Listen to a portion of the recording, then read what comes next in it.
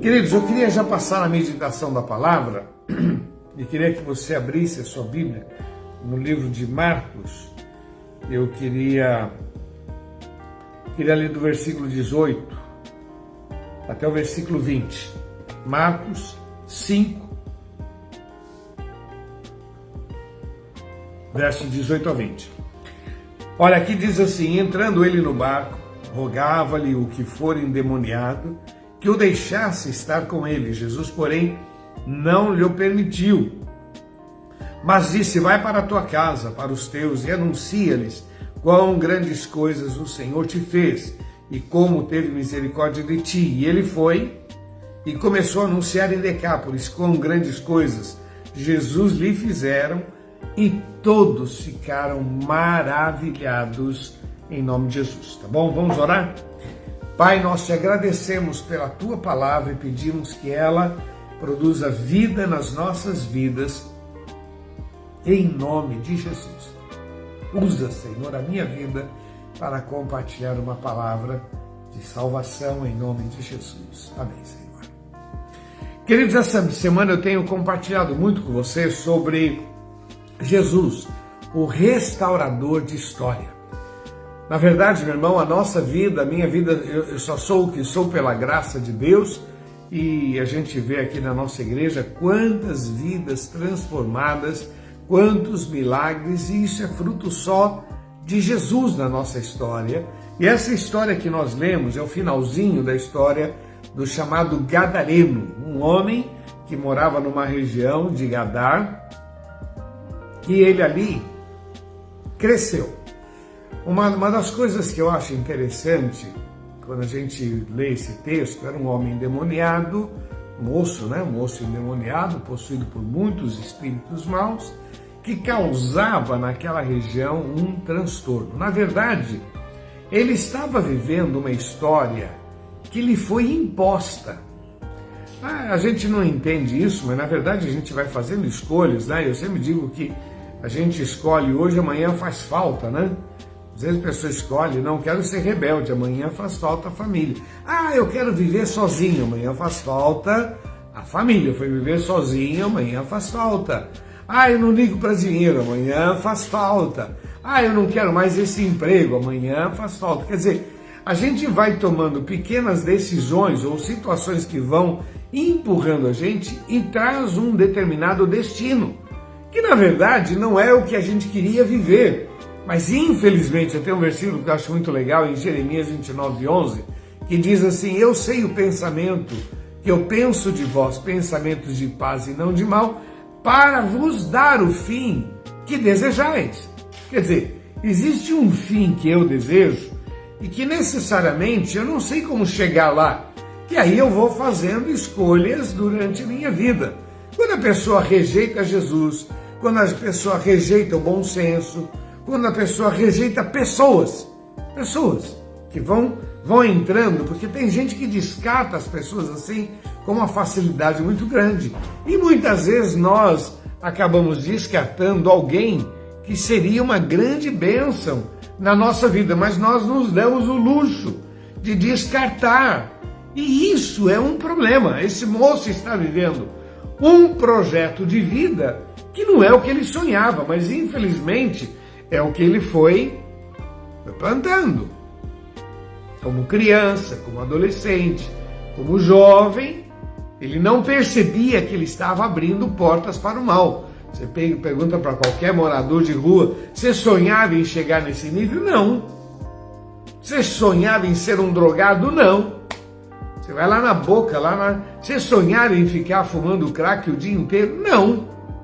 Mas acontece que normalmente espírito de rebeldia, né, que vai tomando conta, e a pessoa vai se envolvendo, daqui a pouco está totalmente enrolada. É o caso que nós estamos vendo aqui. Esse camarada acabou se enroscando na vida dele, nas escolhas, na maneira como foi criado, infelizmente, e aí ele se tornou um problema para aquela sociedade. Diz a palavra de Deus que nem as cadeias podia detê-lo. Ele quebrava aquelas correntes como se fosse assim coisas, como se um barbante. Ele quebrava. Bom, teoricamente, a morte desse moço seria uma recompensa para aquela cidade, porque já ninguém aguentava aquele moço, ele atormentava todo mundo, e o texto diz que ele estava indo para um despenhadeiro. Tudo indica que aquele dia seria o dia da sua morte. Mas o versículo 5 faz uma declaração que eu considero assim muito importante. O texto diz assim que andava sempre, de dia e de noite, clamando pelos montes, clamando pelos sepulcros e clamando e se ferindo com pedras. Veja bem, ele sem saber, ele estava fazendo uma coisa, porque eu imagino alguns momentos de lucidez e ele clamando, tem que ter uma saída, alguma coisa, alguma coisa tem que ter uma saída. Diz o texto que ele clamava nos montes, porque nos montes ele faz muitos trabalhos, a entidades, tal, ele clamava nos montes. Será que tem alguém aqui? Será que tem um Deus que possa me ajudar? Ele clamava nos sepulcros, na expectativa, será que algum espírito pode me ajudar, pode reencarnar, alguma coisa pode me dar uma direção? E clamava ferindo-se, porque na verdade existe aquele conceito de que eu vou me ferir para agradar entidades, agradar espíritos, agradar deuses. Nesse momento de lucidez, esse moço vivia esse clamor, essa aflição. É impressionante o momento, a maneira, o que esse rapaz chegou a viver. Uma vida miserável. Diz o texto que ele vivia nu. Imagina, uma época de conservadores, o camarada nu, andando pelado pela rua. Quer dizer, é para a família uma vergonha, para todo mundo alguma coisa assim assustadora. Porém, havia momentos que ele clamava, momentos de lucidez, parece que uma pausa em que o diabo dava para ele e ele clamava. Na verdade, ele era um atormentado que atormentava. Mas esse clamor foi muito importante. Há uma expressão que eu uso muito: o teu clamor pode mudar a tua história. Tem um verso na Bíblia que diz assim: clama a mim e responder-te-ei, anunciar-te-ei coisas grandes e ocultas que você não sabe. Eu queria que você entendesse que quando a gente ora, quando a gente clama e a gente pede socorro para Deus, até pessoas que não têm Jesus, mas começam a clamar, a dizer, será que existe um Deus? Será que existe uma saída? Esse clamor chega diante do Senhor. Eu queria que você entendesse que o clamor dele trouxe esperança para a sua vida. O clamor dele trouxe força para a sua vida. O clamor trouxe o poder de Deus. Imagina, Jesus está do outro lado, ele atravessa aquele mar da Galileia. Naquela noite tem uma tempestade e aí, como se vamos desistir. Jesus diz, não, vamos continuar. Na verdade, Jesus não falou, mas Jesus estava dizendo lá do outro lado, tem alguém clamando. O clamor dele trouxe Jesus até próximo dele. O clamor dele trouxe um milagre sobre a sua vida. E vamos lembrar que o tema da nossa palavra é Jesus é o restaurador de história.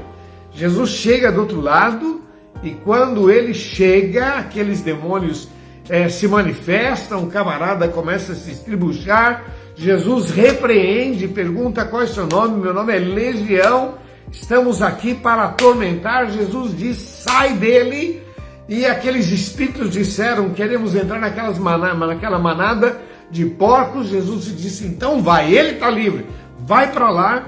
E esse moço que estava totalmente atormentado e atemorizando, esse moço, diz o texto, que ele fica livre. O texto diz que quando aqueles homens voltaram da cidade, foram ter com Jesus e viram, versículo 15, e viram o endemoniado, o que tivera a legião, assentado, vestido em perfeito juízo, e tiveram medo. É muito legal isso, meu irmão, porque é isso que Jesus faz. Ele é o restaurador de história. Algumas coisas que eu quero deixar para você que eu acho muito importante. Primeiro, Jesus, ele é além da nossa imaginação. Jesus, ele é além da nossa imaginação. Segundo, Jesus restaura a vida. Aquilo que a vida nos expõe, nos impõe, Jesus restaura. Jesus é tudo. Jesus, ele é a vida, a restauração. Na verdade, meu irmão, quando tem clamor, Jesus encontra. Não foi aquele gadareno que encontrou Jesus, mas foi Jesus que encontrou. Jesus que veio ao encontro dele. Na Bíblia existem vários textos que nos mostram Jesus indo ao encontro das pessoas. Por exemplo, o gadareno. Jesus atravessa e vem. Um outro exemplo que eu acho muito interessante é a história de Zaqueu, onde ele vai naquela árvore tentando ver Jesus e Jesus passa ali e Jesus disse: Zaqueu, desce depressa, me convém ir na tua casa. Lá no livro de João conta a história de um paralítico que estava no tanque de Siloé. Não foi o paralítico que encontrou Jesus, mas foi Jesus que chegou para ele e disse: você quer ficar são? Como é que eu posso ficar se não tem ninguém para me ajudar? Jesus disse: levanta, pega o teu leito e vai para a tua casa. E aquele homem, num ato de fé, põe a mão no chão e de repente as suas pernas começam a mexer, há um reboliço e tudo começa a ficar bom. E o texto diz que esse moço fica em pé e começa a saltar e a louvar a Deus. Foi Jesus que foi. Meu irmão, toda vez que tem um clamor, toda vez que tem um pedido, toda vez que tem um coração aflito, sempre haverá milagres. Porque Jesus, ele vai além daquilo que a gente possa imaginar. Eu acho interessante, meu irmão, que a gente andando com Jesus, eu recebi a Jesus como Senhor e Salvador, fruto de uma experiência que eu tive com Ele. Mas em contrapartida, Jesus mudou a minha história, mudou o meu destino. Como valeu a pena andar com Ele? Eu tenho orientado as pessoas: olha, vem para a igreja, leia a Bíblia, ame ao Senhor, sirva ao Senhor. É isso aí. Quanto mais Deus, mais milagres. Quanto mais Deus, mais direção. Não é à toa que o salmista diz: entrega o teu caminho ao Senhor, confia nele, e o mais Ele fará. Deleita-te também no Senhor e Ele concederá o que deseja o teu coração. Vamos lembrar que você clama e o Senhor te encontra. Te encontra no hospital, te encontra no desemprego, te encontra num quarto escuro, te encontra quando você tem fome, quando você está no caminho, abatido, sofrendo. Aonde tem clamor vai ter milagres, em nome de Jesus. Tá bom, queridos? Receba esta palavra. Jesus é o restaurador de histórias. E aonde tem clamor, tem milagres. Aonde tem clamor, tem portas abertas. Aonde tem clamor, tem oportunidades. Aonde tem clamor, tem uma nova história a ser contada em nome de Jesus. Que Deus abençoe muito a sua vida. Jesus, o restaurador de histórias, em nome de Jesus.